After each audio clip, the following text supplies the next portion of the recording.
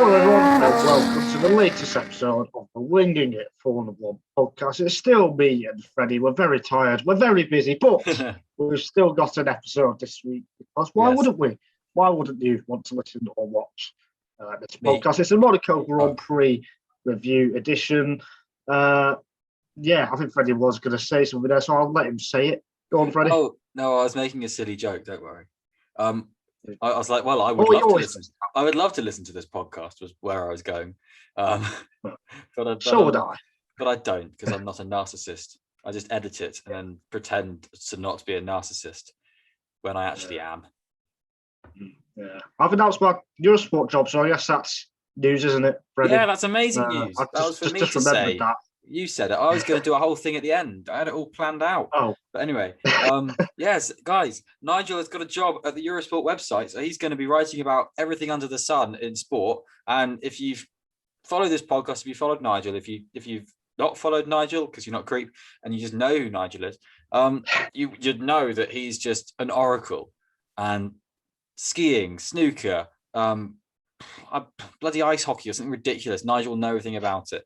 So he's going to be able to cover all the niche stuff on Eurosport, one of his favorite channels in the world. And he's got a paid job to do it, paid to just write about everything. So he's got it out of the sheer tenacity, the sheer skill he has at journalism. And it's absolutely fantastic. And honestly, and I know I speak for Adam when I say this as well, when we've spoken to Adam about this, but we are so proud of him. He's utterly fantastic and he really deserves this role. And he's moving to the south and it's going to be hilarious. Yeah, it will be. Well done, well done, well done. Honestly, I would give you a cake, but I don't know a cake. I nearly bought a cake yesterday, to be fair. God, you are a narcissist. Anyway, genuinely, yes. And podcast fans, congratulate Nigel. There we go. They probably already have, to be honest. We gave them a little gap there to whoop and holler. So. But yeah, that's all about Monaco. Monaco. Sergio Perez winning, a bit of a surprise because, I mean, to beat Verstappen is one thing, but then to win the race is absolutely amazing. I think for me, his best weekend performance in F1. Would you agree with that, Freddie? I would say it. Oh, I was thinking about this. There's only two I can think that come close. And I think they only come close. I don't think they're quite there. Obviously, Malaysia 2012, where he nearly won in the Sauber, but he spun, so that puts it a notch down. Otherwise, he would really have won in a Sauber. So you can't knock that. Baku 2016, where he qualified in the front row, but qualified on the front row in a Force India, ladies and gents. You don't hear about them anymore. And then at a penalty because of a gearbox thing, I think, and then came back to the podium anyway, beating on pace, an ailing Lewis Hamilton in a Mercedes and a Kimi Raikkonen in a Ferrari, and Red Bulls that year who were very good, all on pace in a Force India, so I think that's a fantastic drive. But then this one, to be outstandingly outpacing Max Verstappen all weekend, to be the lead Red Bull driver for the whole thing, apart from the final sector of Q3 that was run, really, let's be honest. But only that, when it really didn't count, to then be exemplary in the race and be in the position where the race comes to him for once. Brilliant. Really brilliant. Really happy. Absolutely. Yeah, for all of Ferrari's mistakes, which we will get onto in a moment, yes. Perez drove brilliantly. I mean, his outlaps on the intermediate tyres, he could have so easily overpushed or drove too hard because he knew that was a key moment in the race, and his in-laps as well. Yeah. He did in the final. He did in the final stint. He overpushed it. But anyway, sorry, I'm over nerding this already.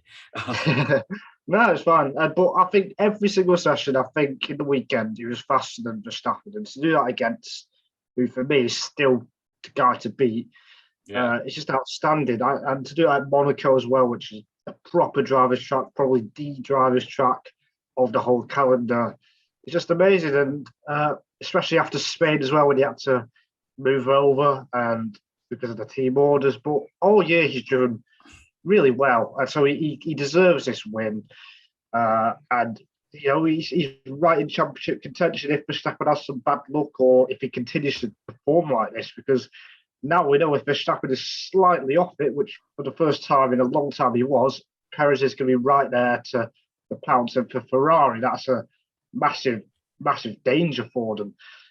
So, yeah, I think Perez, absolutely brilliant. What do you think he won the race, Reddy? Yeah. Well, as it was that you said, we're going to talk about Ferrari, but Ferrari were in a position that was nothing to gain, everything to lose. And Red Bull were in kind of arguably their best position, which is capable of victory, but needs that kind of spark. And if Red Bull are in a position to potentially be creative and are fast enough to capitalize on that creativity, they're terrifying. That strategic team, coupled with the balls of Red Bull Racing, is arguably a lot of the time unstoppable. And it was really. They read the race to perfection. They read Pierre Gasly's performance to perfection, in where Ferrari faltered and stuttered. They really understood when to push, when to conserve, when to just catch everyone off guard. And I genuinely believe that Checo's intermediate stint after the full wet, he came in onto the intermediates quite a bit after midfield runners because they needed a gap, but the earliest of the front runners, and because that was the position Checo was in, to be the lead Red Bull driver to do that. And he conserved the Inter a bit because they didn't know what was going to happen. But then when they realized they didn't need to conserve it, that they knew that midfield runners were going considering dries, they went for it. And that tyre switched on, and Checo was able to switch that on magnificently. And that just meant that he did a glorious overcut on the Ferraris. Simple as. And yeah, the Ferraris did respond to that at the right time. I mean, the Williams position around that, I'm sure we'll get on to. The lapped cars not helping at all. But Ferrari had already kind of scuppered, had already handed him a few seconds based on their insecurity over what to do with Charles Leclerc. And it was only really the forthright nature and intelligent racing of Carlos Sainz that meant they were actually in the hunt for that win, because Red Bull strategy and Sergio Perez's understanding of the car, confidence in the conditions and the tyres really helped. Otherwise, they could have lost to Sainz, not to Leclerc. I hope I've made sense there. If you've seen the race and know a bit about it, that helps. I probably didn't review it very well. But yeah. So I think it was the strategy. I think it was the strategy, and I think it was. I don't think it was a gift. I think it was a tantalizing thread that was snatched upon. I think Red Bull outfoxed. I think Red Bull outfoxed Ferrari. I think because I thought when it got to about lap 12, 13, the leaders at least were going to go straight from wets to dries. So I think Red Bull caught Ferrari out by suddenly pitting for Inters with Perez. I freed up Verstappen a little bit so then he could start really pushing on. And then I think Ferrari, I think they threw it away with Leclerc. I really do. They either had to respond immediately on the next lap, and I think looking back at the times, he would have still come out ahead. Yeah. He had that 6 seconds to Perez or something like that, and I don't think Perez gained 6 seconds in one lap. No. But instead, they pitted 2 laps after Perez, and that's what killed him. They made a mistake, man. It was kind of a halfway house. Once they knew Perez was going to get by, which he did, they should have done what they did with Sainz to go from wets to dries. And I think Leclerc still wins the race in that scenario. So I agree. They couldn't have pitted at a worse time, I think. I think they threw the last 2 races away. One with the engine in Spain or the turbo, and now with strategy in Monaco. And for Red Bull to get a 1-3 and a 1-2 from the last 2 races, those are 2 massive moments. I know it's still very early in the championship, of course, but looking back at last year, the intense fight between Mercedes and Red Bull, you cannot be throwing away, not guaranteed races, but races where you've got the fastest car, and then for your rival team to get a 1-2 or 1-3, that's going to really hurt, because Red Bull will have the fastest car at some point, over the next few races. And they might execute and win or get a 1-2, 1-3. So that's where Ferrari have gone wrong, because of reliability and now strategy. So equally, you got to give credit to Red Bull, though, because we have seen it in the past. I always remember 2018 China, when the safety car suddenly got called out, and they were on it straight away. They knew to pit. They pitted, they double stacked Verstappen and Ricciardo, and then those two came through. Well, Verstappen had a bad race, but Ricciardo went from sixth to first by executing Red Bull's brilliant strategy. So I think operationally, Ferrari was showed up, unfortunately, and Red Bull just outfoxed them. So I think that's how the race was won really. Any more thoughts on the strategy side of things, Freddie? Well, I think I mentioned it earlier, but Ferrari's graces were vaguely saved with Carlos Sainz because of his intelligence. It was him who was saying, no, I think we should stay out on the wets. I don't think we should go to the dries, because he had the forethought to think about other cars in this scenario and think about Monaco. Ferrari weren't attacking it in a Monaco frame of mind. They were attacking it in a which is in an ordinary wet race and it is the law of wet racing, is put the tires on the car that the car needs that exact lap, which is rule one of wet racing. But you throw the rule book out of normal strategy when you're in Monaco, because of the nature of the track, the nature of the fact that a driver needs to feel it, the fact that they need to be sort of at one with it, on top of the fact that then they can't actually race. So you've got to throw so much into it to then make the decision. And Ferrari, to my knowledge from watching it, weren't thinking about Monaco. I don't know what they did in their like late night talking debrief sessions, but they clearly didn't look at the 2016 Monaco Grand Prix, which was the last time we had wet running here, where Lewis Hamilton executed that strategy not to perfection, because he went a lap too early, but as good as possible. So I don't know, something was probably in their grape juice. I mean, the double stack as well. I mean, Leclerc lost a second, 2 seconds there. That probably cost him against Verstappen. So, just by double stacking. So Leclerc, those two pit stops within they must have been within 6 laps of each other. Just the fact that 6 lap period just absolutely killed his race. He went from, all right, he still could have had a podium, but then to be off the podium because of that double stack. He had every right to be furious. He was banging the steering wheel. I will be too. He's just he's so annoyed because it's not his fault, because the team see the whole situation. He can only drive as well as he can, which he did all weekend. I mean, the second run in Q3 before it was red flags could have been some kind of almighty lap. He was on an absolute charge, like 6 tenths up or something ridiculous like that. But even in the first part of the race, at the back. Even in the first part of the race in the wet, he built a nice margin. So there was nothing he could do, unfortunately. There's a point in, if you just go so far back, and if you're in the fight for the win and you're fourth, you're just music for a sushi restaurant or something in Monaco. Like, you're nothing.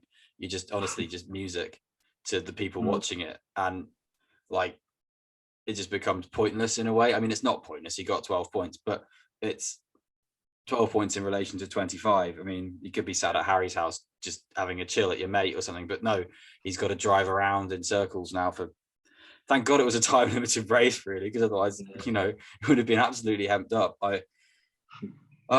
It's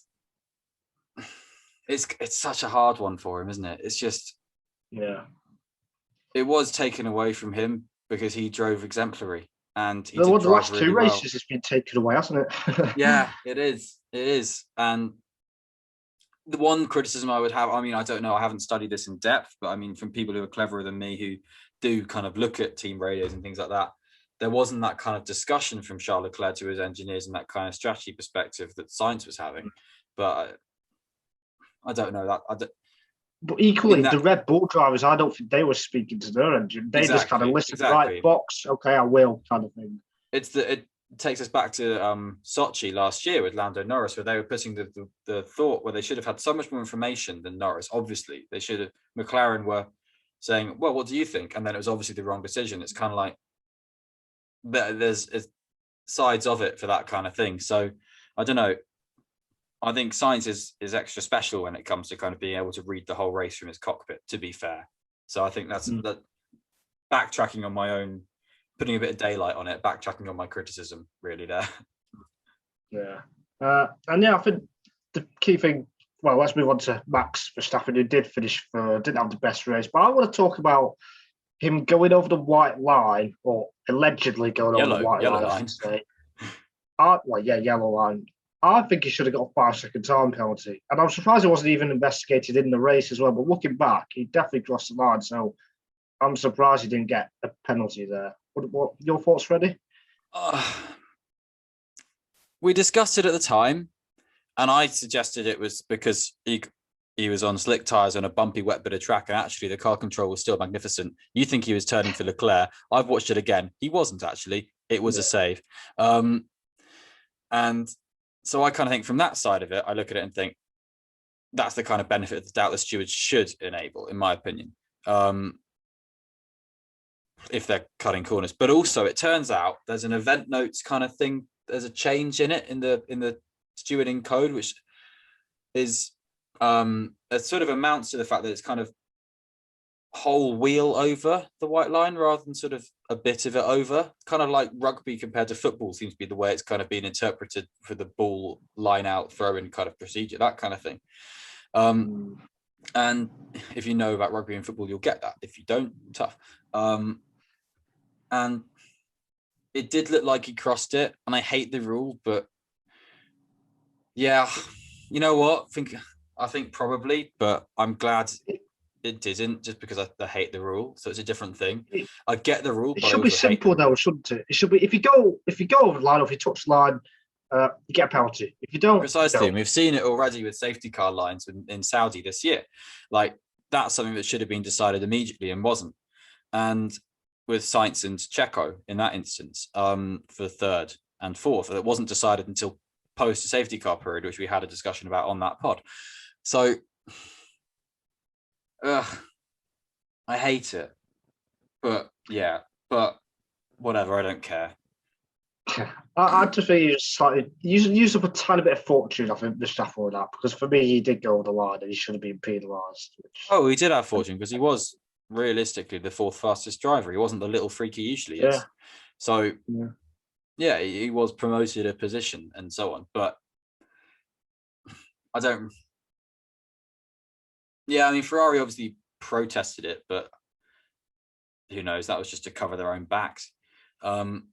It's just like if other drivers do it now in the future, if they go a tiny bit over, like Verstappen did for me, now they get it. Oh, well, Verstappen did get a penalty in Monaco, so is every driver now allowed to go slightly over that? You know, it's that kind of thing. So yeah, that's you're why right. I'm annoyed that he didn't get penalised, but there you go. I'm going to try and watch it again. I'm going to try and find it and watch it live on the pod so we can have a live reaction. Oh, here we go. I found it. Right. I'm going to skip to the bit. Yeah. Oh, wait, maybe not. He definitely went over. He definitely. You know, I don't know. I don't know. Oh, wait. I can't work out if it's the end of the line or not. Anyway, yeah, that looks like it goes over. That looks like it goes over. Sorry, that was appalling content. That was, yeah, it was all. Oh, sorry. Sorry, if you are still listening or watching, Verstappen has extended his lead well in the championship, which is very important because it looked like Leclerc was going to take the lead back. And again, it goes back to it, Ferrari making the mistakes, Red Bull capitalising. And if that continues to be the theme of the championship, well, Ferrari's going to throw it away like they did in 2018, quite frankly. Yeah. Well, 2017 and 2018. Mainly 2018, but we can say 2017 as well. Any final thoughts on the top two teams, Freddie, Red Bull and Ferrari? I think it was very, very nice to see how close they were at on pace at this track. I think you couldn't separate them, and there's a reason the top four were covered by 3 seconds at points, and even at the end, obviously. But I mean, that was more because of Checo's graining. But even in the final stint, even when they all kind of had good tyres, they were still only covered by about 7 or 8 seconds, and I really liked that. Yeah, it's fantastic to see them. Not well, there weren't else to tell at some points actually, but seeing 4 cars like that around Monaco, close to the barriers, within 2 seconds, is just brilliant. Even if it's unlikely there's going to be an overtake, but there's still that tension there. Yeah, it's Monaco. There were parts of it I felt like I was daydreaming and stuff like that. So. Yeah. Let's move on to Mercedes a little bit. A bit of a quieter weekend for them. Didn't really have to pace. Russell getting his obligatory top 5 result. Then Hamilton was kind of stuck in the Alonso train. So probably, I don't think they'll be too happy, but they won't be too disappointed either for Mercedes. Yeah, it was a weird weekend for Merck. Like, it's a really hard one to kind of look at the last 2 races and kind of weigh them up for Merck upgrades kind of things. And I think we've said this as well. Like, Spain is traditionally a good track for Merck. Monaco is traditionally quite a poor track for them. And that kind of worked anyway. I mean, we've also said that the Monaco characteristics really don't suit their car. So to be where they were, I thought was actually all right. They of course had that kind of vague qualifying deficit to Norris, and Hamilton was actually slipping back to the Alpines as well with that, to Alonso and arguably Vettel, you could say. And that's not representative of where their race pace was, but you can't afford with that kind of thing in Monaco. So George was able to do it on that first run in Q3, but all before that and bits in the race, Lewis was the faster driver. So when it mattered, Lewis wasn't able to do it, which is very interesting. And that's kind of my main takeaway from Merck, is that this is kind of one of the first times this year where I'm willingly saying, yeah, when it mattered, Lewis didn't perform in the way that George did, because I think there's been so many caveats to that this year, that this is, as a true representation of those 2 drivers, George did a better job. I mean, it's obvious. It's rule 45. There's so many. I say rule number 1 all the time, so I'm adding a different number. Rule 43 of Monaco or whatever is do the Q3 banker lap really well, because there's going to be a red flag at the end. We keep seeing them. So go on your new tyres first. Why not? Do that. And they went on their used tyres and it didn't work. Yeah, I completely agree. Well, it's been a few years now since we've had like the second runs in Q3 being able to be completed. So yeah, I don't know why Mercedes did that, but probably the most quiet weekend they've had so far, because they didn't expect to do that well around Monaco, because they've never have. Well, they have won obviously, but they've not been as strong compared to other tracks. So yeah, getting probably the right amount of points, apart from Hamilton maybe should have got a few more. So they'll move on. They should be stronger in Baku. Alpine were the next team on the results, with Alonso having a bit of fun by 3 to 4 seconds slower than everyone else. Why do you think he did that, Freddie? Oh, because he's got magic powers and he wanted to be weird. He's like Matilda. He just sort of makes weird things happen. He was just giving 2 fingers to everyone, wasn't he? That's why. Yeah. That's it. He doesn't care. It hurt his teammate though, didn't it? Because Ocon had the penalty. And then because they were all in a train, Ocon then obviously fell out of the points because he was 9th. Yeah. It did hurt his teammate. There wasn't good communication through that. I'd be interested to read a radio transcript of Alonso saying, "So Fernando, what are you doing?" And he says, like, I'm driving. And they're just like, okay, keep driving. And just see what happens. But I think really a lot of it is a big 2 fingers up to just Monaco, really, actually, in a way. Yeah. It's just kind of saying, look what I can do. In a Fernando way. Because I think, you know what, he looks at that and thinks, yeah, I'm not going to overtake Russell. I'm not going to do that. Norris, nah, miles away. I'll just sit here. It's fun. Make my own game. And I kind of buy that. I mean, I won't sit here. I don't sit here every week and say Fernando Alonso, love of my life. I think I take a lot of what he says with a pinch of salt, and I kind of think he's a great meme and he's really fun to laugh at. But, you know, I kind of get just kind of just sitting there and being like, haha, I can keep you behind me, but I'm going really slowly. Haha. I just can't even just imagine. I'm sitting here imagining him just in his apartment in that evening after the race, just pointing at the track and laughing. Yeah, such an Alonso thing to do. But he's driving well. He's drove well all year. I think he's now finally getting some points to kind of show that, which is good. And I think Alpine will be happy to beat Alfa Romeo as well, because Alfa Romeo, I expected at least to be really strong this weekend, but I think they weren't. Well, they didn't quite have the pace of Bottas's problems in Friday practice. I think he had an engine problem that kind of put him on the back foot for the rest of the weekend. So I think they'll be disappointed a bit because they have got a short wheelbase car. They have looked good in the slow speed corners, but didn't quite come together, unfortunately, for Alfa Romeo. What other teams do you want to speak about in the midfield, Freddie? I do want to go back to Ocon, because he deserved that penalty. I mean, not for the one we saw on the broadcast, the one that we didn't see on the broadcast, where he, I don't know if people listening to it would have seen it. It's done a few rounds on social media, but basically Hamilton was alongside and he just, under braking at a really tight bit, sort of just turned into essentially the pit entry and forced Hamilton into the wall, made contact with him. Surprisingly, didn't get spun round, which beggars even more kind of causing a collision. I think the phrase, I've said this before, the phrase causing a collision is an awful one, because to me sometimes that begs intent of causing a collision as well as just it happened. For me sometimes in that kind of phrases for penalties, but I think it was a deliberate kind of attempt just to do a late move and just to try and scare someone off in a way that's impossible, in a way that we've seen too many times with Esteban Ocon, that I'm finding a little bit uncomfortable to watch now. It was a deserved 5-second penalty and he deserved to not finish in the points.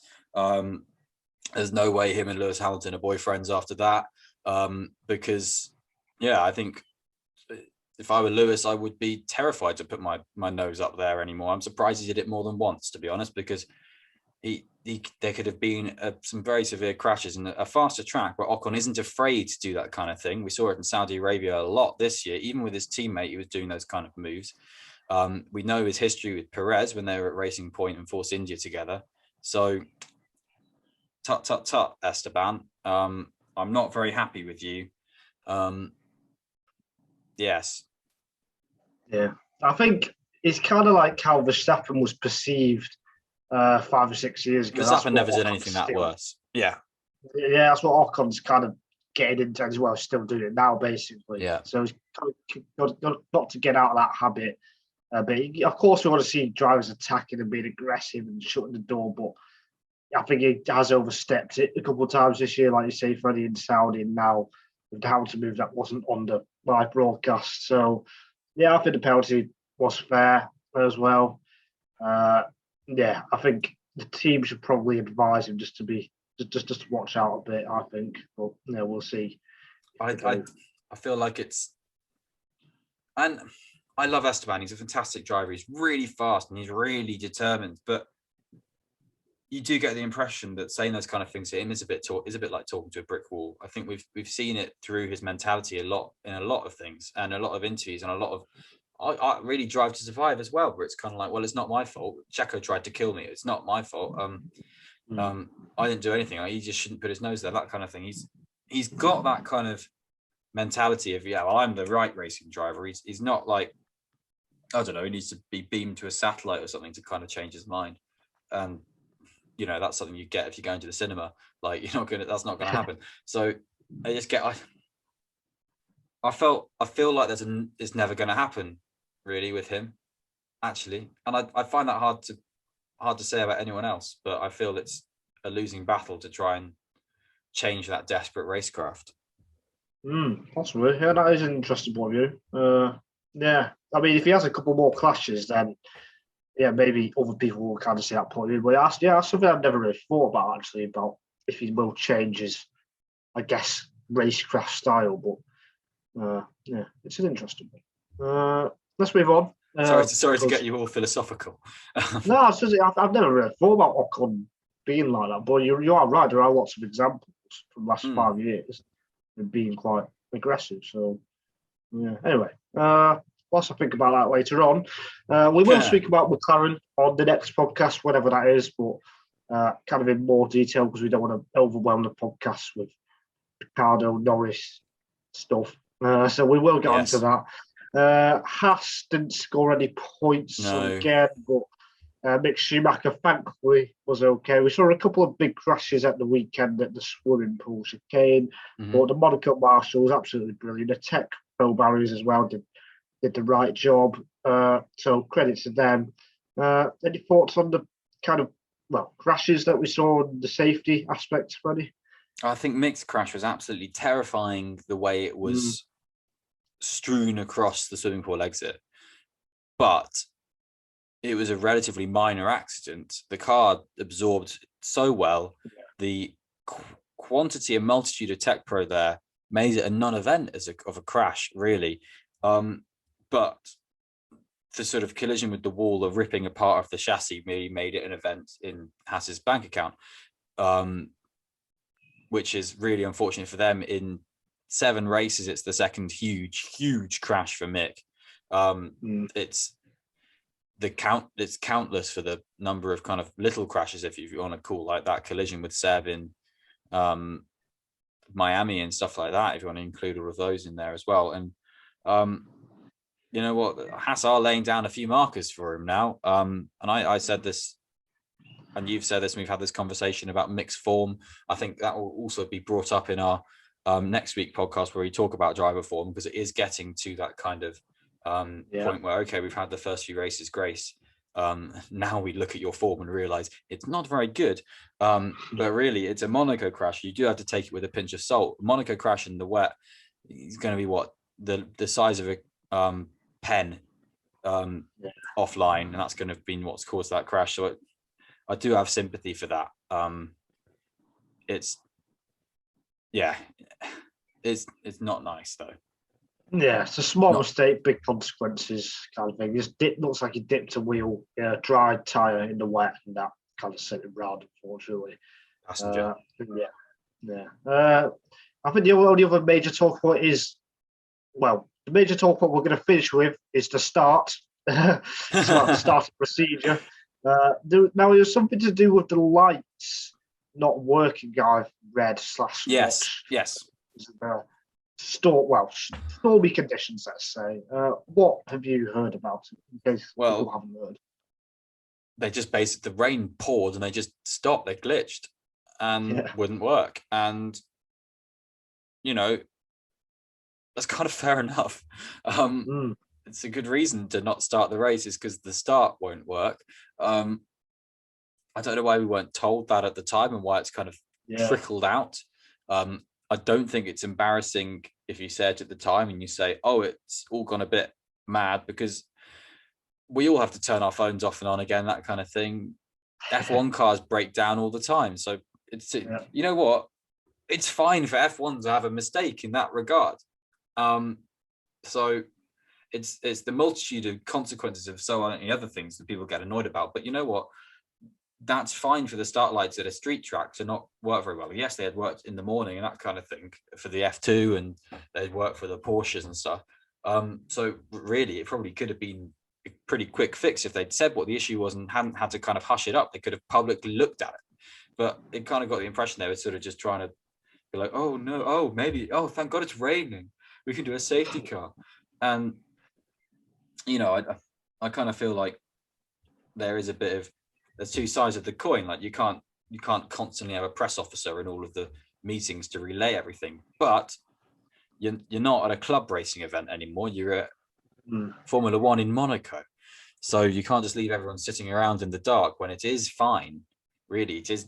And I'm under the impression that of really that's of unsafe conditions when it's not unsafe conditions and stuff like that. So it was all just a bit of a mess. They didn't seem to have kind of figured out and accounted for. I think it happened at the Hong Kong Formula E round in season 3 of Formula E, or season 4, where the lights didn't start. I can't quite remember how they dealt with that. I think they just waited and just did it, just sorted it out. Yeah. And they had a couple of restarts then, I think, didn't they, or something?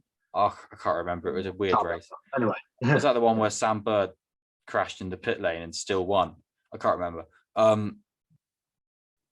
This isn't the Formula E season 3 or 4 podcast. Yeah, get distracted. Me and Freddie, motorsport talk. What? Yeah, we need Adam here. He keeps us on track about the actual race that we watched, not about a race from 2017. Hey, there we go. But yeah, you know what? Just tell us, guys, please. I mean, we're quite forgiving fans. Well, some of us are. But I think I am. Even if they had started on time, I think they would have only have done like one proper race lap anyway, because I think that almost certainly would have been mayhem into Sandermont if they did a standing start. True. Because the rain started coming down. So then you get a safety car, and then they would have red flagged it anyway because the rain was torrential and they had to stop it. So we didn't really miss that much, even if the race started on time. We'd have had inters and slick start. We'd have had people then pitting off the formation lap. It would probably have been closer to a Hungary kind of thing that we last year that we said we'll never see that again. We would have had like Norris, the first car on the grid or something random, and it would have been bonkers. And we could have had a very, very weird start to the race, at least that could have, become nothing because of the red flag rules and stuff like that they have in Formula One. But it would have been fun. But I mean, woulda, coulda, shoulda is nothing. The race we got was the race we got, and it was a good race. So fine. We got a race. They got through it. We did get a race, and the clock rules need revamping again because they're still a bit crap in my opinion. But like, why was the clock running and not running and running and not running? It made no sense. But then it was because the 3-hour window is always running. Yeah, like the 4-hour window is much better. Anyway, that's a no. I'm not going to talk about that. Cool. What about you, Nigel? But yeah, no, it was a dramatic race. I think that is the main thing. We got a great race, especially for Monaco. It was probably as good as it can get for Monaco. Yeah. And we had a great weekend overall. I think qualifying was very exciting as well. We had overtakes. To be honest, we had overtakes, and I think yeah, we didn't. We had really near overtakes at the front as well, but. And there's lots of stuff doing the rounds, and I think this is another argument for Monaco TV direction being a piss poor. But I'm seeing so much on social media about the fortunate people who have F1 TV Pro sharing it online from their screen recordings and stuff like that. Of like someone like, oh, here's Vettel overtaking Ricciardo, overtaking Gasly, here's Joe being overtaken by Latifi or something like that. Just like little spicy little battles that did happen that we just didn't. What? Oh wow, this race had lots going for it that just wasn't broadcast in a way, which is a real shame. But it is all coming out due to the nature of the way Formula One and social media works, which is very good. I'm very happy about that. So it's a gift that keeps on giving in a weird way, this race. Yeah, I agree, and that is something that's been talked about in terms of the contracts. Monaco is out of contracts, so we're not sure if we are going to be back here next year. That is something I've read that Liberty want to take ownership of the Monaco Grand Prix broadcast rather than having the local organisers. And I've also read about potential track changes. So it'd be interesting if any of that's happening or if that's just a negotiating bargain to try and I think it's a bit of both. Sign a new deal.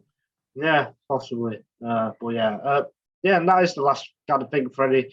We both know that we would like Monaco to stay on the calendar, but do you think it will? Yes, I do. I do think it will. I do think Monaco won't have any control of the sponsorship in the future because, let's be honest, if it says Tag Heuer official watch of the Monaco Grand Prix and then you have Rolex next to that sponsorship, it just looks a bit naff. So I think Monaco are going to have to just wait till those kind of, and F1 are also going to have to wait till those sponsorship deals run out, but they're going to have to kind of match up a bit.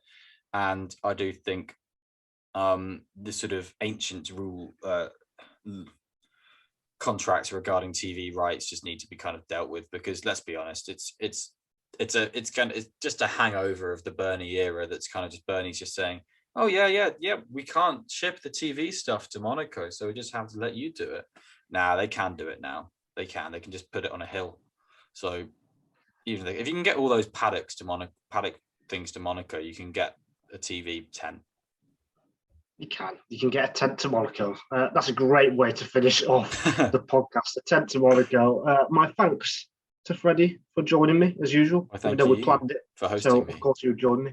And thanks for listening as on watching as well. We should be back for an Azerbaijan preview where we're also going to talk about McLaren. We're both now going to finish off our uni work. So until after that, we'll see you next time. Goodbye, everybody.